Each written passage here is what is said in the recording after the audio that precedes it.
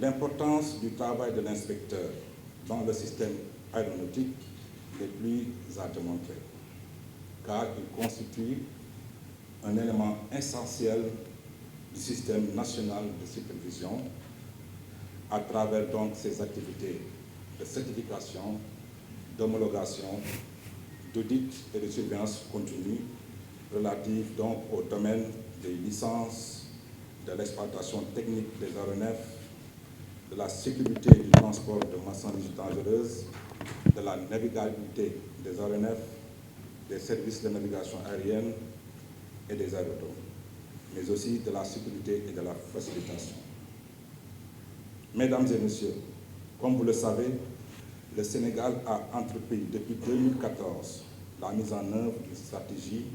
dénommée Plan Sénégal émergent, qui constitue le référentiel des politiques sectorielles sur le moyen et long terme, contribuant ainsi à la matérialisation de la vision Sénégal 2035. La déclinaison de cette stratégie dans le secteur des transports aériens a donné naissance au plan stratégique du hub aérien 2021-2025 qui soutient la réalisation de l'objectif de son Excellence, Monsieur le Président de la République Macky Sall, de faire du Sénégal un hub aérien de référence en Afrique de l'Ouest. Dans ce cadre, chaque organisation de notre secteur, sous l'impulsion du ministère des Transports aériens et du développement des infrastructures aéroportuaires, a un rôle à jouer dans ce sillage donc dégagé par la plus haute autorité. C'est pourquoi je salue le choix du thème de cet atelier, enjeux et défis du système de l'aviation civile dans la perspective du développement d'un hub aérien au Sénégal, contribution de l'UNISAC. Mesdames et messieurs, chers inspecteurs,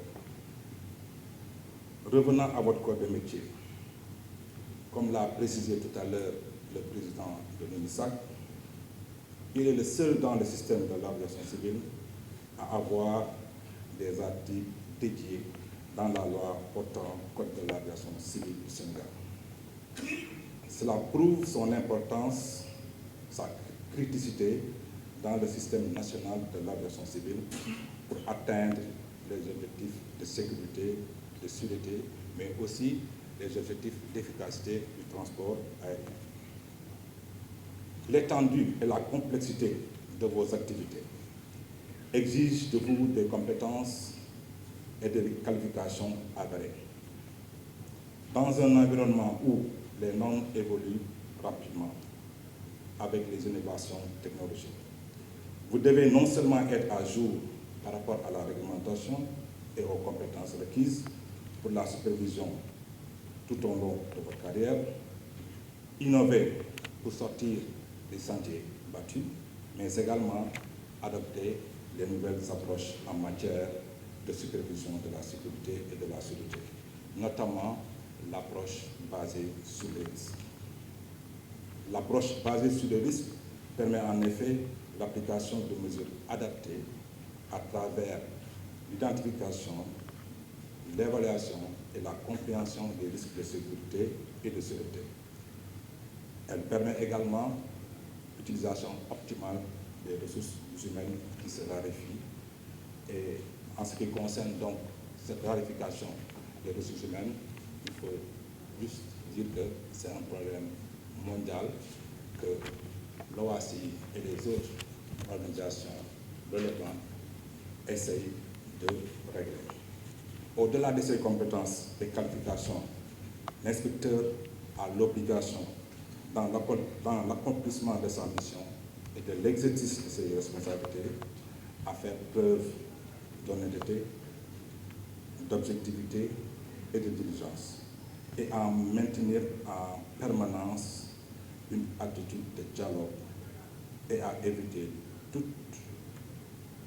attitude arbitraire et autoritaire afin de respecter scrupuleusement son serment. Le président de l'UNISAC l'a évoqué tout à l'heure. Ce serment est le suivant: je jure d'exercer mes fonctions avec probité, dans le strict risque des lois et des règlements. Mesdames et messieurs, chers inspecteurs, je suis conscient que pour le maintien de ces compétences et qualifications, il m'incombe en tant qu'autorité de l'aviation civile de vous garantir l'établissement et la mise en œuvre de façon appropriée d'un programme et d'un plan de formation dans vos domaines de compétences respectifs. C'est dans ce cadre que le budget 2023 alloué à la formation a été augmenté de 20% cette année et qu'un plan de développement triennal des ressources humaines a été élaboré afin de résorber le déficit à moyen et court terme. Soyez rassurés qu'au-delà de ces formations, je ne ménagerai aucun effort pour vous garantir de meilleures conditions de travail, comme l'exigent d'ailleurs les dispositions réglementaires,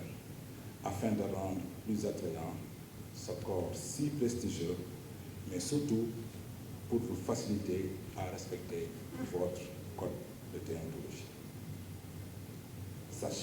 Sachant que la réalisation d'un tel gage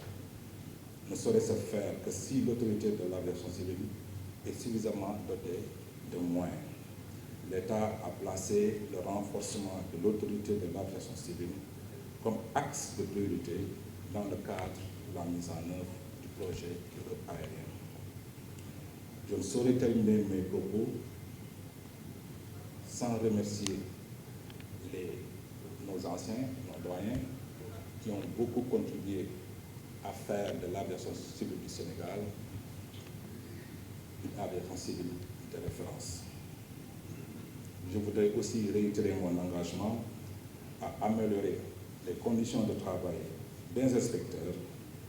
et à les accompagner dans les projets